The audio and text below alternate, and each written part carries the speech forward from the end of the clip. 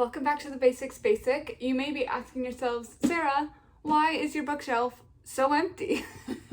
To which I would respond, that is a great question. Let me tell you. I did a mini little book haul, and you might have seen a few sneak peeks in the last video, but I wanted to go through the new books I have. I rarely buy books. I typically get books on audiobook from Libby, or I get them from the library and pick them up. I just do not typically spend my money on books. The fact that I'm even doing a book haul is quite strange, I guess you could say, but I have a lot of little libraries in my neighborhood. I go on walks after work all the time. I found a few books in the libraries. I'm regularly donating books that I don't really like, so I feel like I'm just part of the system. I have some fiction, I have some nonfiction, and then I also purchased a bunch of the Clothbound Classics with Penguin. We'll get into these in a second. I live on a really busy road, so if you can hear the traffic, I am so sorry. It drives me crazy when I edit it, and I'm sure you pick up on it as well, but I fear there's not much I can do about it. Anyway, I have dreamt of having the Clothbound Classics for years. I think I was 10 or 11 when I first heard about them, and so ever since then I've dreamt of having them on a bookshelf. And Amazon had a huge sale for Clothbound Classics, and they were 80% off, and I thought to myself, I'm never gonna get these books at a better price. So I got some of those, but first let's go into the nonfiction I bought. I got Tuesdays with Morrie. This is a book I read and loved my senior year of college. It is about this man whose mentor is named Morrie, and every Tuesday they have chats, and it's just Morrie's perspective on life as he's an old man, and I just love this book. So I finally have repurchased it, Tuesdays with Morrie. I am so excited to reread this because it had a really big impact on me, and I actually read this the same month I read Paul Calanthy's book, When Breath Becomes Air. This book is about a man who finds out he has cancer, and he is an oncologist, so he knows everything that is happening to him. It is a beautiful book. It is a powerful book. It is written in a way that you can engage with it. It talks about the grief and the sorrow of cancer from the perspective of someone who knows exactly what's happening to him, and it made me weep. It is beautiful. It's not very long. It's a short little book. I have been waiting to get my hands on this for a very long time, and I found it and I knew I had to take it. So this is definitely going to be read in HRCYED Challenge. I also purchased Recovering from Emotionally Immature Parents. I read the first book in this series, Adult Children of Emotionally Immature Parents, when I was in therapy. So my therapist said, Sarah, you need to read this book. And I said, yes, sir. I read it. It had a really big impact on me and how I viewed different parts of my life and different things like that. And so this is the second book, and it's more of the practical tools that come with this, whereas the first one was more, here's a reality that you can understand and look into. I'm very excited to start this. This is going to be a book that I'm going to try and read slowly. I want to actually implement the tools in this, and so I'm excited to read it. I'm not sure if I'll have this finished by the time HRCYED is over, which is crazy to say because I still have 9 months left to finish the challenge, but I really want to take my time with it. This is not a book to rush through, in my opinion. This is something I want to read slowly and really digest. So this is a book I'm very excited to have. I really recommend Adult Children of Emotionally Immature Parents, and I hope to be able to recommend this as well. Next, we're on to fiction. So 2 books I found at my free little library. The first was We Were Liars. This book was such a big deal so many years ago. Not long after I moved to Hawaii, I was in a Barnes & Noble's because I was like, this is one of the only things that feels familiar. And so I went over there, and this book was a huge deal right when I did that. And I almost picked it up then, and I didn't. Instead, I picked up A Good Girl's Guide to Murder, which I thoroughly enjoyed. This is a book I've known about for forever. I feel like people talk about it all the time. It feels kind of like I'm past the time when this was a big deal. For it being such a popular book, I know very little about it. It's about the Sinclairs who summer, as a verb, in Massachusetts on a private island, and some of them are liars, and that's pretty much all I've got from the back of the book. So I'm excited to read this. The other book I found, I could not believe I got my hands on this. It is a chunk of a book, and it is Stephen King's 11/22/63. I am so excited to read this. I read my first Stephen King novel, Billy Summers, a few months ago. I think it was in March, and I majorly slumped in it. I did not like the characters. The writing was fine, but it just was not a book for me, and I really thought I was gonna like it, and I was really disappointed. This book, I'm hoping, changes my mind about Stephen King. I am not much of a horror reader, but I know this is a Hulu series, and I have just heard really interesting things about it, so I want to give it a shot. I think Stephen King deserves a second chance from me. I don't want to judge an author just off of one book, especially an author who is as renowned as Stephen King is. So I'm hoping to read this. I can't believe I found this. I was so excited to pick it up. It's very thick. I think this will probably be a winter read for me when it's like the middle of February and freezing cold. We'll see when I get to it, but I'm excited to try it out. And because one thick book wasn't enough, I've also purchased The Count of Monte Cristo. This is a classic. This is the only classic I purchased that's not in the cloth-bound edition. I got this before the sale went on, but I'm so excited to have this. Look at how long this book is. 1,300 pages. That's ridiculous. I will hopefully get to this eventually. I like classics a lot, hence me buying a ton of them, but I don't read them typically back to back to back. I usually read one, take a little break, read one, take a little break. I love how classics make me think. I love the questions it brings up. I love studying different points in history, not typically in my free time, but I like reading about it. And so then understanding etiquette or different rules in society, things like that, I find that really interesting. So I'm excited to get to this. This is not like the top classic on my list that I want to read next, but I know it is a classic for a reason. So I am excited to get to this eventually whenever that happens. I'm adding it to the bookshelf.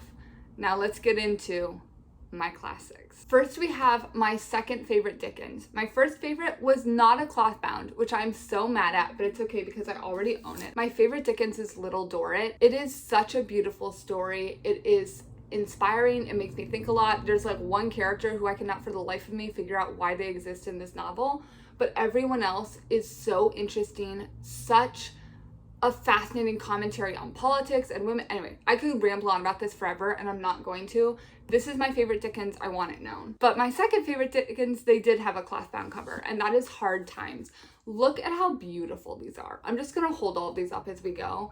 And the back, I'm obsessed. This is Hard Times. I'm not gonna go into a description of what each classic is about, A, because I don't know, because I haven't read all of them, but B, that would also take a very long time. So I'm just gonna tell you what I have. I'm gonna show you how pretty the little covers are, and then we'll go to the next one. So first I got Hard Times, then I got Persuasion. This is one of the only Jane Austen books I don't have a copy of. I have Emma, Sense and Sensibility, Pride and Prejudice already, so this was one I was excited to add because I haven't read it yet and I think it's gonna be time soon. Oliver Twist is next. I got the entire Dickens series, so you'll see a lot of Dickens in here.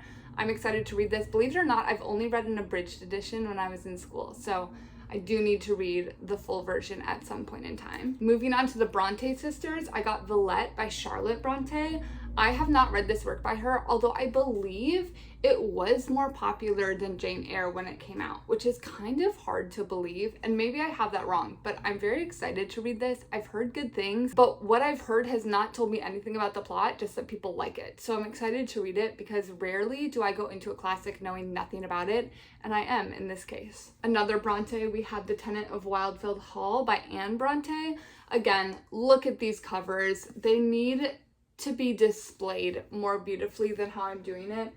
And when I have shelf space, I will be highlighting these books because they are stunning. And speaking of stunning, Great Expectations by Charles Dickens is so pretty. I could cry. After that, we have Wuthering Heights by Emily Bronte. I love that all these Bronte sisters are authors. I want to know what happened to make them all so beautifully gifted in writing, and honestly, maybe I should do a little like deep dive into the Bronte lore.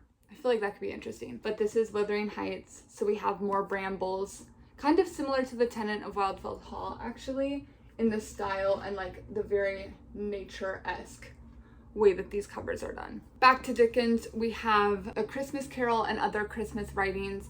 This is such a beautifully Christmassy book. I need to highlight this when the seasons change, because this needs to like go somewhere on the bookshelf like that to just like display how beautiful it is. Next we have Tolstoy. This is War and Peace. You can see, I don't know if they're comets, something like that. I thought they were feathers, but I think they're actually comets. Don't mind the little sticker on the back. But this, again, another chunk of a book. I really just bought so many words and so many pages, but this is a classic for a reason. I've not read Anna Karenina, but I want to. And War and Peace is one that I'm very excited about because Anna Karenina I know the story of, War and Peace not so much. Back to Dickens with A Tale of Two Cities. You can see the knitting needles here and this scarf. Again, just a beautiful cover, a beautiful book.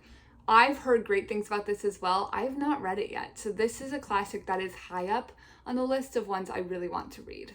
Next we have Jane Eyre by Charlotte Bronte. Look at the cover. I am just obsessed with these covers. They're so pretty. I read Jane Eyre when I was a freshman in high school, and I guarantee you I did not get as much out of it as I could have. So I am in desperate need to reread this book, along with like every book ever. There are so many books on my TBR. I should do a TBR video at some point. Jane Eyre is a reread that needs to happen sooner rather than later, because I feel like this is a classic that is so worth knowing, and I just don't think I appreciated it at 13 in the way I would now. And then this is my last cover. As you can tell, I've been beaming this whole video. I'm so happy to have this book. This is Bleak House by Charles Dickens. So the last of the Dickens, I know we had a lot of them, but this, again, look at the back of this book. Isn't it stunning? It's so pretty. Bleak House is one of the BBC dramas I have not watched yet. I love me a BBC miniseries. I've watched almost all of them, and Bleak House is one I haven't read yet, and I'm trying to decide if I want to read it before I watch it. I actually know very little about this story, so it might be worth reading first, but I also love reading a classic such as North and South.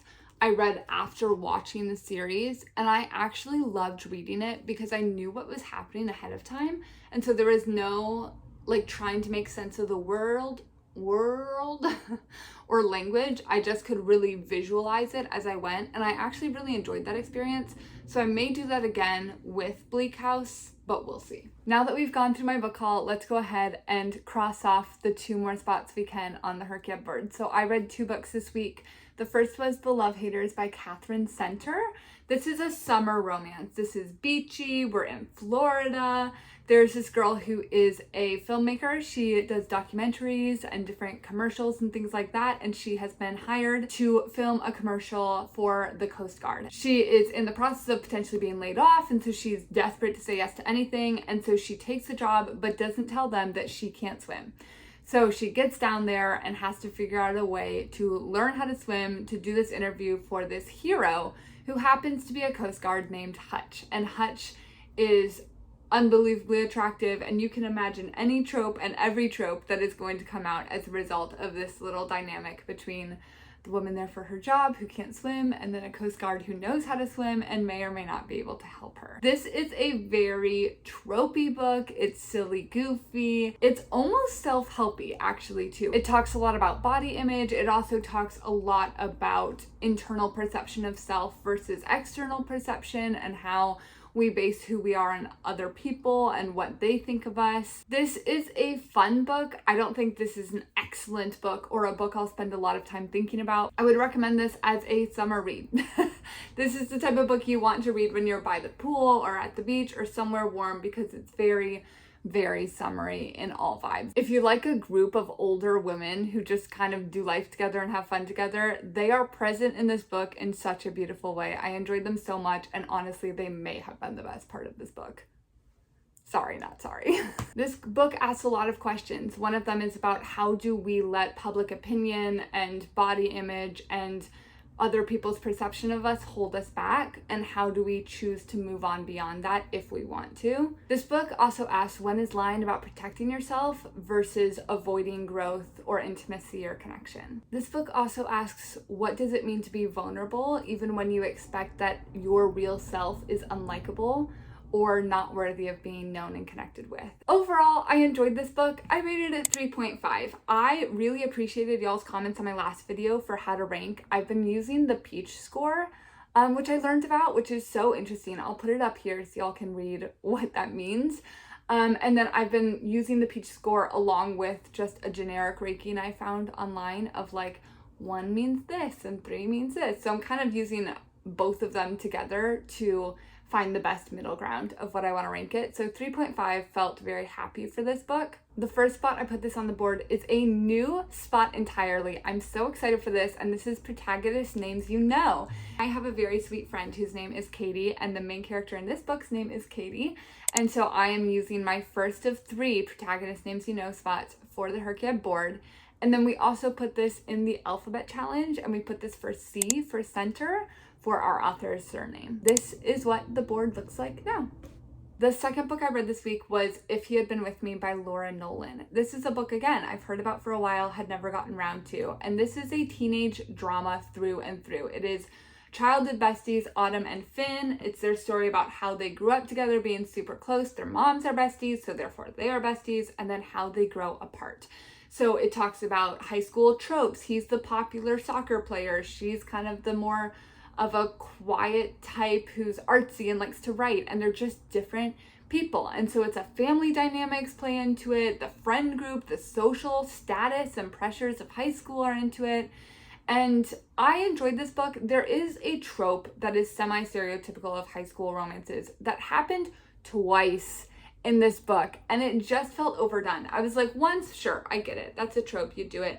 But once you do it a second time, I'm like, we've already read this. So I wasn't thrilled by this book. I had a little bit of irritation with that specifically, just because I was like, okay, here we are again. The trope was also fairly obvious. I expected it, and it felt like there was so much foreshadowing and lead up that I was like, ta-da, there we are. And I don't really know why we had to have it the first time, because it didn't really add anything to the plot, for me at least. Whereas the second time I was like, yeah, okay, there it is.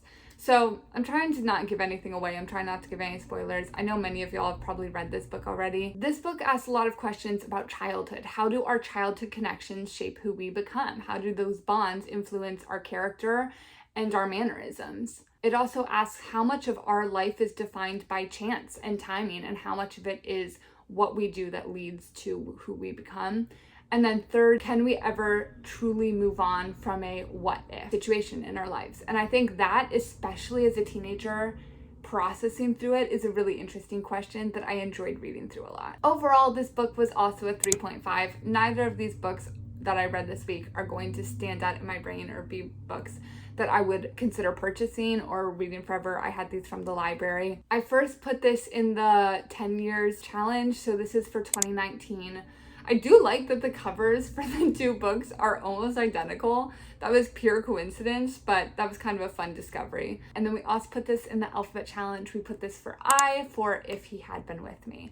So those are the two spots for this book, and this is what the board looks like now. For the weekly favorites, I picked The Love Haters. I liked it a little bit more than If He Had Been With Me, but I felt really frustrated picking this book because I loved The Great Alone last week, but I didn't love it as much as Book of Doors, and so I loved The Great Alone more than either of these books, so it feels kind of annoying to have to give one of these a spot on the weekly favorites because neither of these was a favorite, but I understand that that's how it goes.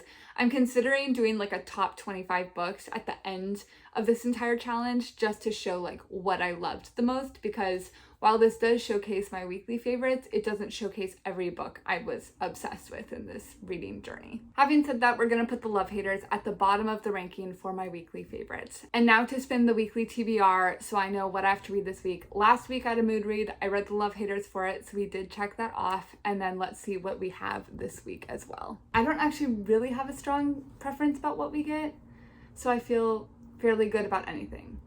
Ooh. By the hundreds. Okay, I'm open to this.